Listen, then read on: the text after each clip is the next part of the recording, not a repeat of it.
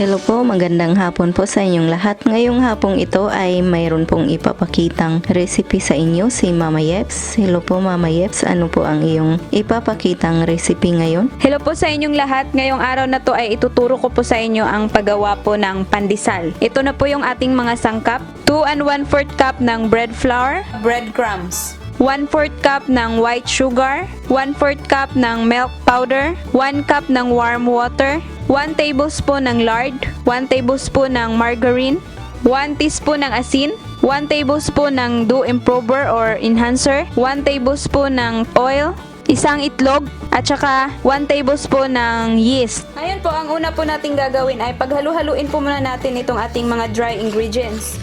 So, ilagay ko po dito yung ating 1/4 cup na asukal. Itong ating 1/4 cup na milk powder. Kahit anong brand ng milk powder ay pwede po. Itong asin. At saka itong ating dough improver or dough enhancer. Ito po talaga yung nagpapalambot ng ating tinapay. Yung dough enhancer. Paghalu-haluin po muna natin.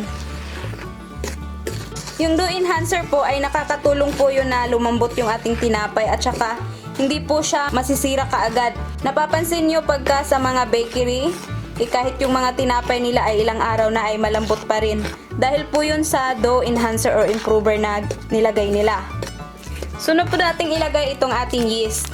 Kung wala po kayong ganito na nakapakete, mga 1 tablespoon po yung ilalagay nyo.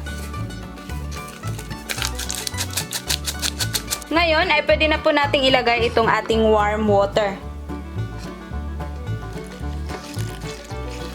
Haluin lang po natin para ma-mix po natin yung ating mga sangkap.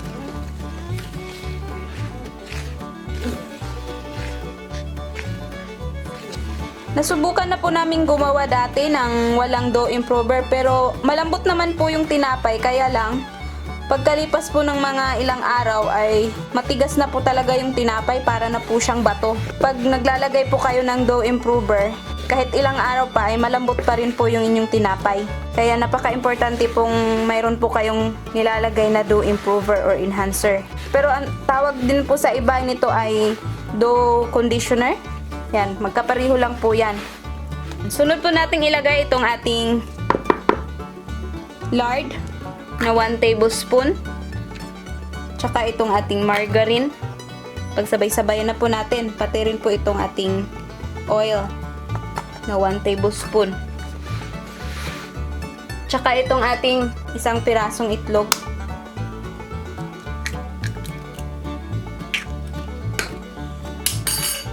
Mamasahin na po natin to ngayon. Para mamasa po natin ng mabuti ay gagamitan po natin ang ating mga kamay. Kailangan po malinis po yung ating kamay bago natin masahin. Ngayon, maghanda po kayo ng extra na harina pagka sinimulan nyo na pong minasa dahil didikit pa po sa kamay natin itong ating dough. Kailangan natin yung hindi didikit sa ating kamay. Yan, tulad nyan, madikit pa sa kamay natin. Dadagdagan lang po natin ang harina. Yan, mamasahin lang po natin to ng mga 5 to 10 minutes or hanggang sa maging smooth or elastic po yung kanyang texture.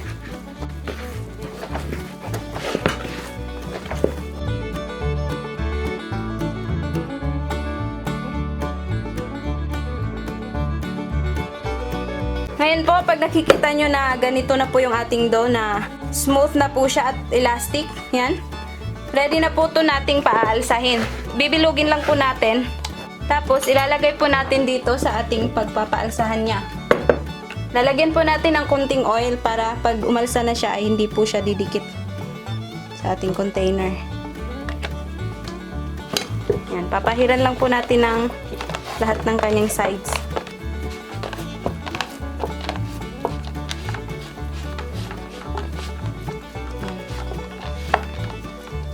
Tapos tatakpan po natin. Kung wala po tayong pangtakip, pwede po nating lagyan ng tela or yung cling wrap. Papaalsahin po natin to ng mga 1 hour or hanggang sa magdoble po yung kanyang size. Ngayon po, after 1 hour ay titingnan po natin yung ating dough.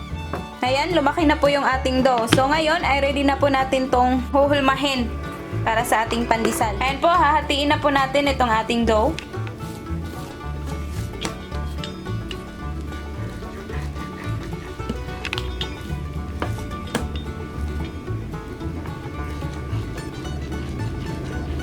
para maputol-putol na po natin kung gaano kalaki po yung gusto natin sa ating magiging pandesal.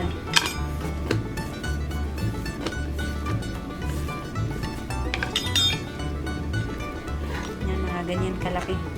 Pero kung gawin nyo po tong negosyo, kailangan po yung titimbangin nyo bawat isa para pantay-pantay po yung kanyang laki. At syempre, hindi po kayo malulugi. Pero dahil ito ay pangkain lang namin sa bahay, so hindi na po kailangan titimbangin.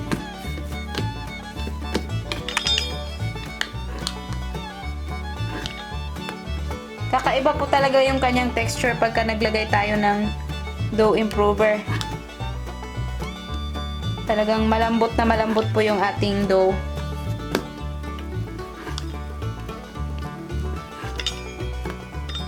Lagay ko po muna dyan.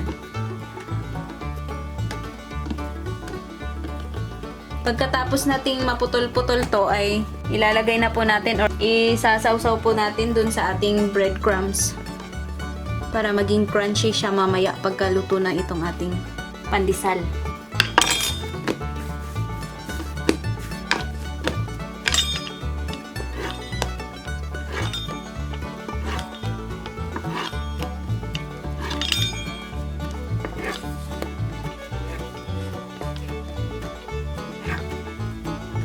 At ngayon po ay ready na po natin itong ilagay dito sa ating breadcrumbs. Bubudburan lang po natin itong ating breadcrumbs. Tapos meron na po ako nakahanda dito na baking pan. Yan, dyan po natin ilagay.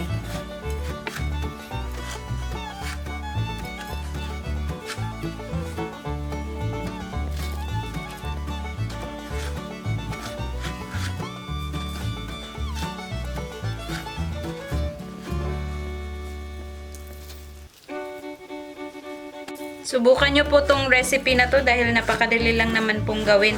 Sigurado po pagka may dough enhancer kayo, para na rin po kayong kumakain ng tinapay na nabibili talaga sa tindahan or yun sa mga bakeries. Kasi talagang yung lasa niya or yung texture niya ay pang bakery talaga. Kasi ang lambot niya. Pwede nyo bang isi-save ng mga ilang araw at hindi siya titigas. Ngayon ko lang po talaga nalalaman na yun pala po yung sikreto ng mga bakery, yung dough improver, kaya yung tinapay nila ay talagang malambot. Tsaka kakaiba yung kanyang texture, na parang fluffy po yung loob.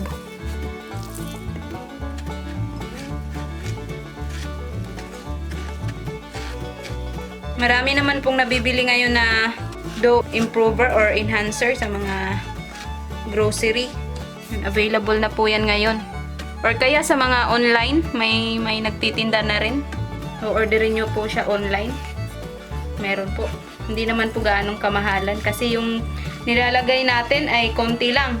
Yung dough improver na nabili namin, sa 4 cups na harina, ang ilalagay lang po ay mga 1 tablespoon. Matipid po siya, hindi gaanong karami po yung ilalagay natin.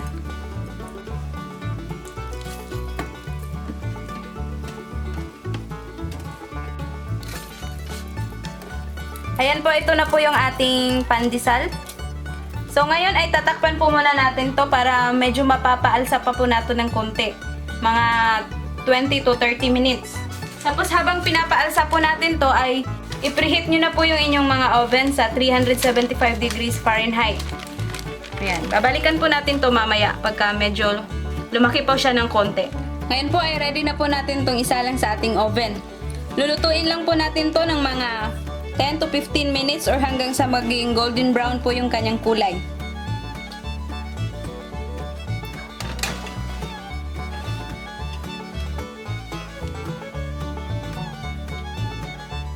Ayan po, kukunin na po natin or titingnan na po natin yung ating pandesal.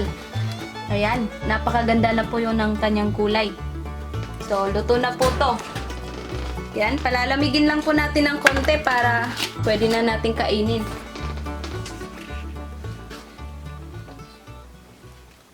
Ito na po ang ating pandesal na ginawa po ni Mama Yeps. Sana po ay subukan nyo ang recipe ito.